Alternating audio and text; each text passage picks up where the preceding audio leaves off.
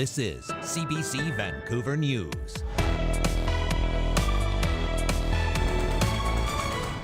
Youths out here and their friends are dying all around this city already. Let's do more to stop the flow of drugs into the How about let's get them safe? Day 2 of heated debate in Richmond. City Council faces another night of strong pushback against a supervised consumption site. Plus, we know that the private sector alone has not been able to deliver the middle-income housing that we need. so now the province is stepping into BC's real estate scene by building hundreds of rental units. Will it be enough to ease the affordability crisis? Also, we have really nice weather today. Come out and play golf.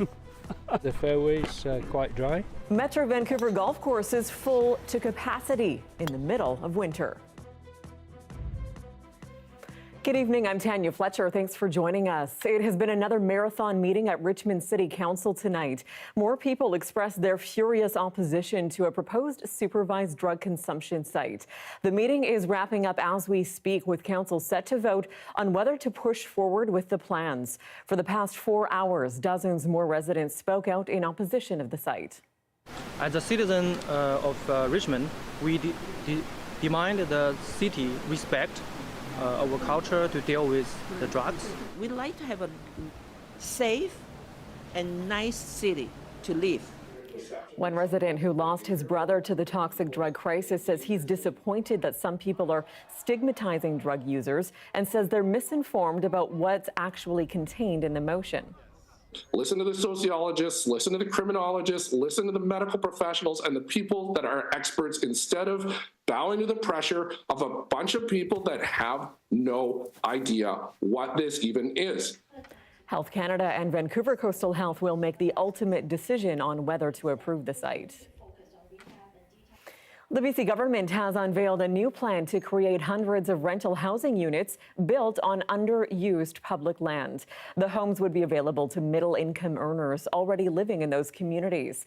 However, as our Mira Baines reports, critics are skeptical there will be enough supply to provide meaningful relief to struggling families. A highly anticipated centerpiece of the BC government's housing plan has been unveiled. With BC Builds, the province plans to bring in more affordable rental housing. We know that the private sector alone has not been able to deliver the middle-income housing that we need. The BC Builds plan focuses on a critical gap in providing affordable housing to middle-income earners. Housing types would range from studio apartments to 3- and 4-bedroom units. To qualify, households earning between $85,000 to $192,000 would be income tested. The units we're announcing today is 400 units across 3 different projects. We have about 20 different partners that are in the queue right now, an additional 4,000 units. It works by partnering nonprofit housing providers, public agencies, First Nations, and community groups to build rental housing on what's considered underused land. The land could include parking lots near community centers, next to long-term care homes, and areas near hospitals. The price tag is huge. The province says it will spend $950 million and provide $2 billion in low-cost financing for construction. Rents will be on a community-to-community basis. The rents for BC Builds will not exceed market rent for the community. This means more households will be able to find market rent and spend less than 30% of their income on rent. It sounds good on paper, but short on details. We're not just building single-family units. We're building up, we're building density, and that needs the corresponding infrastructure to go along with it. So we're encouraged by this message, but we need to know how it's going to be done. The official opposition's housing critic says with a fall election, voters won't have time to see if the program is effective. So this is just another example of some promises that are going to take a number of years to be able to see if they're working. Still, the province says the goal is to speed up construction projects to 12 to 18 months compared to 3 to 5 years. Mira Baines, CBC News, Vancouver. For more on what the province's housing announcement means, we're joined by Tom Davidoff. He's an associate professor at UBC Sauder School of Business. Tom, thanks so much for being on the show. Good evening to you. Thank you so much. So the housing minister cited Vienna's model of government-led housing as the inspiration for this BC Builds program. What kind of timeline is realistic in your mind in terms of steering such a massive ship? And is there a chance it's too late to switch to that model after decades of private development? Yeah, I think for the most part, British Columbia, particularly Greater Vancouver and Victoria, are going to be dominated by private market housing. I see this as an opportunistic program where municipal governments have some land to donate or nonprofits do to help them speed up their own development, maybe municipal workforce housing, nonprofit housing, sort of opportunistic projects. But most housing in British Columbia, by far, is always going to be private market. So you sound somewhat skeptical this will make much of a dent, perhaps, in the affordability crisis. Looking at other places like Vienna, how has it been successful there, and what could we take from that to mirror here to make it also successful here? Well, buy up all the land before it gets too expensive. That's what happened in Singapore and Vienna. They wouldn't be able to build on the scale they have if they were starting from where we are today. If way back in the day, the city of Vancouver, when it was, all trees, maybe it would have been possible, but no. Look, I'm not skeptical. I think this is a good project. I think it has merit, but it's not a solution to the housing affordability problem by any means. Another one of those wait and sees for sure. Thank you so much for your insight today. My pleasure. Thank you. Tom Davidoff is an associate professor at UBC Sauder School of Business. Well, population growth, homelessness, affordability, those were all some of the topics headlining this year's Housing Summit, hosted by the Union of BC Municipalities. BC mayors and councillors criticized the province's aggressive housing targets, saying they were told to execute certain goals, but were neither asked if it was possible, nor given enough resources to meet them. Frankly, they've been, in British Columbia, distracted by political narratives that are, giving people a sense that housing is on its way. Good feelings, I call it. They've been trying to instill good feelings rather than actually build the housing that people need. The UBCM Housing Summit continues tomorrow with Federal Housing Minister Sean Fraser slated to speak. We know a record number of people died in BC from toxic drugs last year, and of those, it turns out 77% were men. And the province has now identified construction sites as high-risk workplaces for overdoses. When you're in construction, your body's put through a lot. It's a very physical job. It's outdoors, often transient work where you're out of town for extended periods of time. And that can lead to working through pain and seeking ways to manage that pain with self-medication. One expert says this tendency is heightened when men are not taught to prioritize their mental health. As boys are sort of socialized to be men, we're taught to distance ourselves from emotions and from communicating with others what we feel inside, whether it's good, bad, or ugly. He says for some men, especially those working in, say, construction or other manual labor jobs, substances often replace healthy coping mechanisms. Richmond is a step closer to bringing in harsher penalties for massage parlors offering sex services illegally. The city's Community Safety Committee voted tonight to allow bylaw officers to continue cracking down on massage parlors. A group advocating for sex workers' rights had been urging the city to reject the proposal that would increase fines and the number of raids. The organization says going after licensed businesses forces women to work from apartments where they don't have the same protections. Surrey similarly cracked down on massage parlors a few years ago, and one advocate says the effects were devastating. They didn't have the same protections that they do in those licensed businesses, and to be honest, we lost track of a few of them. We don't know where they are, and we still think about them today. She says police raids can terrify women, meaning they're less likely to call RCMP when they're in trouble. Some Richmond City councillors say massage parlor owners are taking advantage of financially vulnerable women. The regional chief of the BC Assembly of First Nations is calling recent reactions to proposed changes to BC's Land Act a threat to reconciliation. He calls it fear-mongering at its worst. Arlene Young spoke with CBC reporter Jackie McKay about what the land changes would actually look like. So, Jackie, you've been following this story, tracking all of it. There's a lot of misinformation out there. So can you break down the chief's comments for us? Yeah, so what we're hearing a lot of is things like this is going to give First Nations a veto. It's going to stop resource development. We don't actually need this because there's already Section 35 of the Constitution, which is the duty to consult. None of these things are true, and this is much different than the duty to consult. So that's a lot of the misinformation that's spreading around that the chief is talking about in those statements. Okay, so what is actually being proposed to be changed in the Land Act? So what's being proposed to be changed? First of all, I think it should be clear that we haven't seen a bill yet. It hasn't been drafted, so we actually don't know what it's going to say. So a lot of this is just speculation that is this misinformation going around. But what it's actually going to do is it's going to bring First Nations in from the start of the bill. So instead of someone coming in saying, hey, we want to use Crown lands, they call the government calls the First Nation, and then the First Nation says, we're okay with this, we're not okay with this, could you change this? And then they go back to the government goes back. Instead, the person who wants to use the land is going to have to call them both at the same time. And the government and the First Nation together are going to talk about it and just say, we're okay with this, we're not okay with this, come up with a criteria together, and then go back to the proponent and then say, you can lease the land, but this is what we want. So it's actually going to make things more streamlined for a lot of resources. And it has the potential that way to stop litigations, because a lot of the litigations we see in BC are over conflicts of not feeling they're consulted enough or having those consultations ignored. So under the duty to consult, yeah, maybe the government has to consult the First Nation, but they don't necessarily have to do what they say. It's up to the minister in charge to make the decision. So this is going to give more power to the First Nation to also sign off on those agreements. Right, and that brings them in from the beginning, so we don't see that litigation going back and forth. Potentially, yes, that's the idea. Hope. Right, okay, all right. Thank you so much for that. That's Jackie McKay.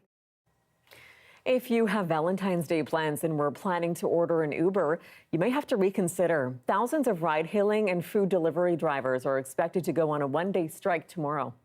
Protection, no benefits, no overtime.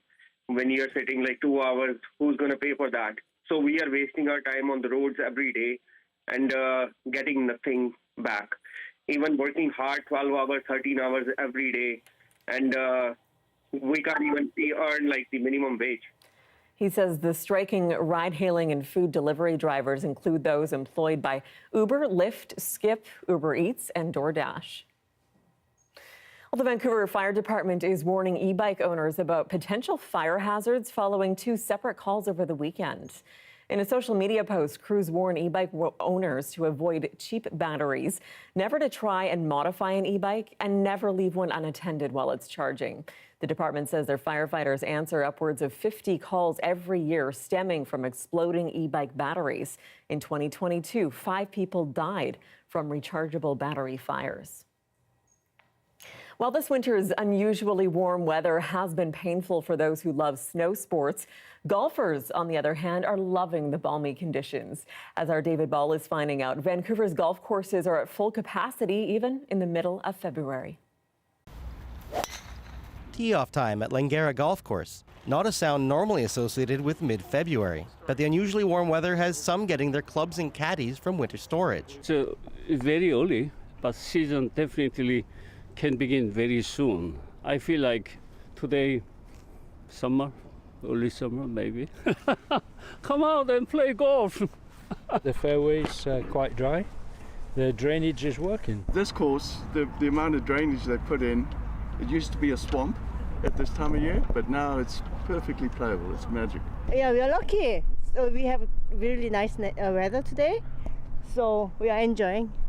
If it's we have sun, then we come out use the chance to play more. The park board says only 10 days have been lost to cold weather this winter, and all of them in January, months later than usual, and the warmth soon returned. This is fantastic from our perspective. Not great for skiing, but really great for golf. So you can see here on a sunny day at Langara, we're full capacity with the daylight we have. Is this earlier than usual that you'd have people out and opening and also this many people out? Well, it's a little bit different this year. We usually get most of our snow or closure days in November, December. So that came a little later, so we had a banner November and December. The city says its courses saw 32% more golf rounds played in those months than previous years. Some of the heat that shuttered ski hills but opened fairways is thanks to the current El Niño weather pattern. But experts also say climate change is bringing hotter, drier summers and droughts. It's absolutely top of mind, not only in the golf industry, but parkboard-wide, citywide, and the whole region. And really, we're starting to be more and more proactive in our planning. Some of the technologies that we have in golf really help with our water usage. The city recently spent $3 million on better course drainage to store that winter water for dry spells ahead, and turning parts of all 3 of its courses into no-mow areas without carbon-emitting maintenance or chemicals. We hope everything goes normally as it was. So our climate change, it makes difference, but yeah, hope not. We don't have drought. For now, golfers in the city are making the most of the balmy conditions to enjoy a few extra winter rounds. Beautiful. David Ball, CBC News, Vancouver.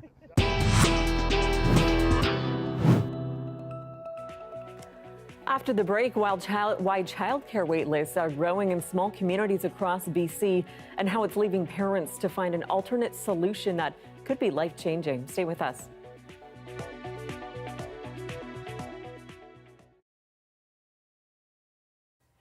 And thanks for staying with us during our commercial-free live stream. A wildlife tunnel built under a newly twinned section of highway in Nova Scotia appears to be working. As Paul Palmer tells us, the animals are learning to take advantage of it as a safer way to cross the road.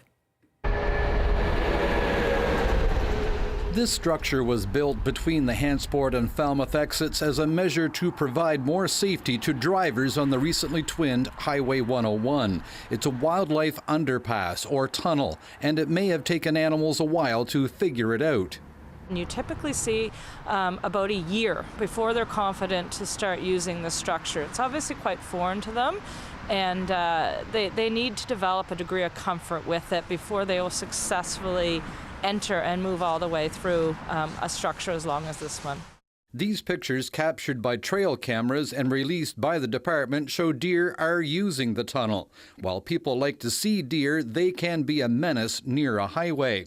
The fields in this area are littered with a significant white-tailed deer population that now can no longer travel across the highway at this location. They are now kept off the road surface by 3 kilometers of fencing that leads down to the tunnel.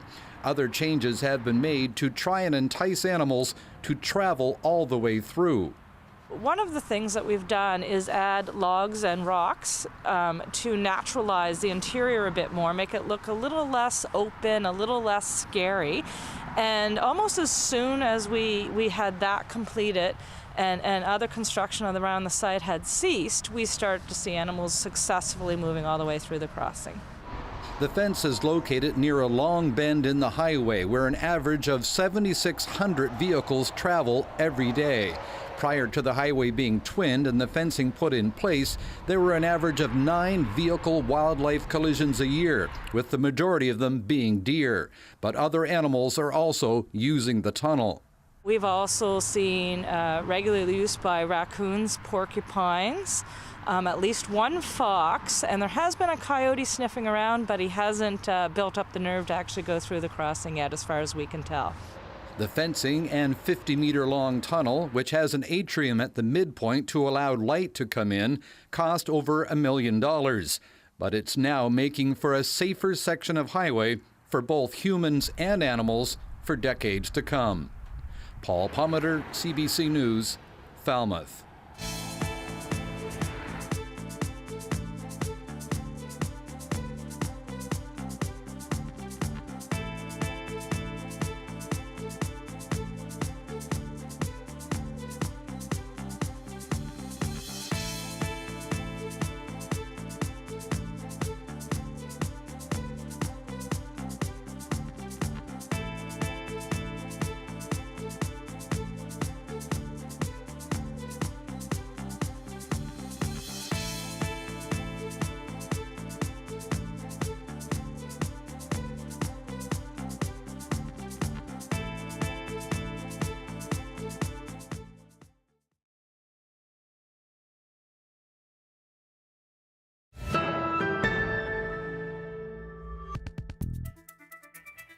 Welcome back. It is a familiar problem here in the Lower Mainland. Parents struggling to find childcare for their kids as they head back to school and work. In smaller communities across BC, that lack of childcare is being felt as well. The CBC's Shelley Joyce caught up with one mom and two educators who say the wait lists are simply too long and parents are being left to find alternate solutions that are potentially life-changing. Desperate would describe it, which is also so sad because you shouldn't be desperate to find childcare. You should be finding childcare that you feel safe at, like, leaving your child with. My name is Laura Poser, and I am a full-time stay-at-home mom of two small boys. I am a finance manager, so I am going back to work in November. Trying to get childcare was insanely stressful. I found out I was pregnant, and within the month of finding out that I was pregnant, I went on about 12 wait lists. I just called so many people trying to get some sort of permanent position. Our waitlist at the moment is over 800 names. My name is Karen Sutherland. I am the Executive Director of Children's Circle Child Care Center. They're desperate. We do take calls from mothers where they can't return to work after maternity leave. Their husband will have to give up their job because they have no one to care for the children. And it's desperate. There is often tears on those calls. We've known this is an issue for a long time, and we're seeing that our educators are facing difficult work conditions. 50% of early childhood educators leave the field within the first 5 years. So we can educate people, but we also need to create decent working conditions for them to want to have a career in early childhood education. My name is Carolyn Hendra. I'm an assistant teaching professor here at Thompson Rivers University in the Early Childhood Education Department. So the childcare at TRU their priority is for faculty and for TRU students' children, and then any other spaces that are available would be open to the community. Our waiting list is years long. It's safe to say that parents are struggling to find childcare and throwing their names on every wait list in the city, hoping that by the time they need the childcare, it might be available. You can go on as many wait lists as you like in town, and there just seems to be no calls that are incoming, and it's incredibly scary and frustrating for parents. That's the reality of it, is people are just trying to find care, and I mean, not that they could care less of what the quality is, but they just don't have any options. It's just so sad. You're looking at a live shot of Harbour Centre, and yes, we've had a couple days of blue sky and plenty of sunshine for Valentine's Day as well and beyond. Our weathercaster Victor Paulo will have your 5-day forecast. That's coming up next. Stay with us.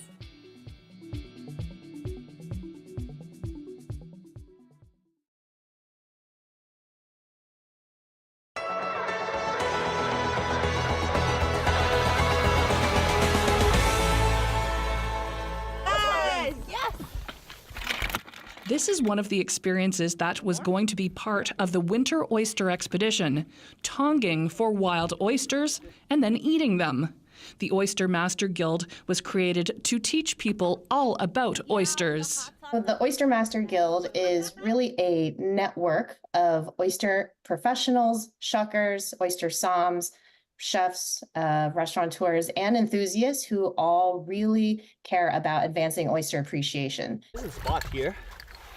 Julie Chu and business partner Patrick McMurray handpicked the group to visit PEI, some from the media, the restaurant industry, and social influencers. They only made it as far as Toronto, where they sampled PEI oysters and learned more about what makes them unique. Say an influencer or a media personality that knows somewhat about oysters, then I get a chance to tell those stories, and Julie gets to tell the stories and introduce them to the growers. You will see afterwards the exponential storytelling that goes on and out and beyond the reach of what normally we can do. This photographer from Toronto did make it to PEI before the storm and is capturing the oyster experience for future promotions and future trips.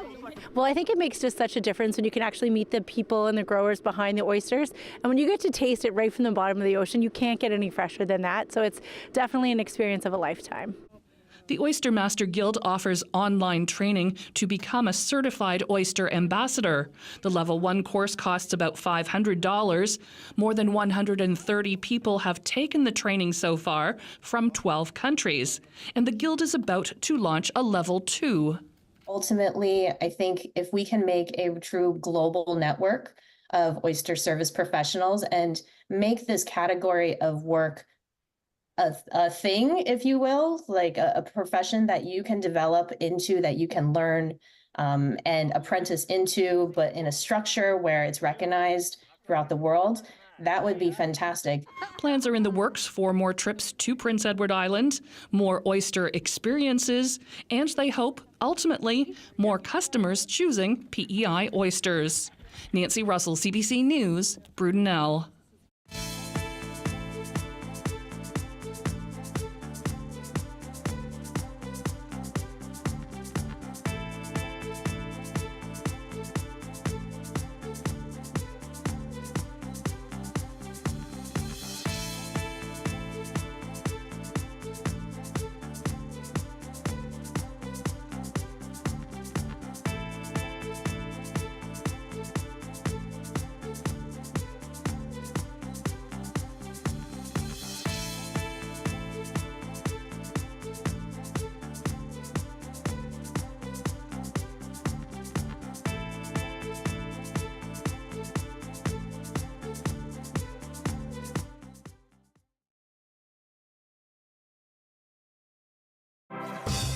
Hi, I'm Amy Bell, and here's what's in your CBC Vancouver inbox. On March 8th, join CBC Vancouver's Michelle Elliott for a morning of transformative social change at West Coast Leaf's annual fundraiser, the Equality Breakfast. For tickets, visit westcoastleaf.org. And CBC Vancouver is the media partner at the Alumni UBC event, Shaping Solutions for the Housing Crisis, March 11th.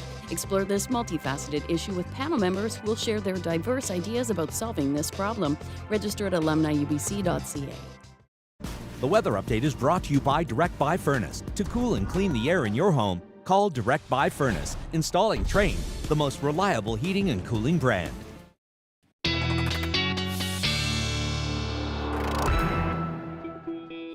Weathercaster Victor Paolo joins us now with the look at the 5-day forecast. And Victor, you were saying Valentine's Day is set to be pretty nice. What about long term? Well, long term, we're expecting some precipitation to come our way. But you know what? Let's not look that far ahead. Let's talk about tonight. Tonight is going to be a night where if you're someone who loves to stargaze, you can see that it's going to be quite clear. Not that much cloud cover, which is great to see right over here, the Vancouver area. But as we get a little bit closer towards the end of the week, here's what you will notice is happening in the region. You're going to see a lot of precipitation working its way up from the south, and it's eventually going to reach us. But when it does in the Vancouver area, it's not going to be in the form of snow because we're going to be still in a much warmer temperatures.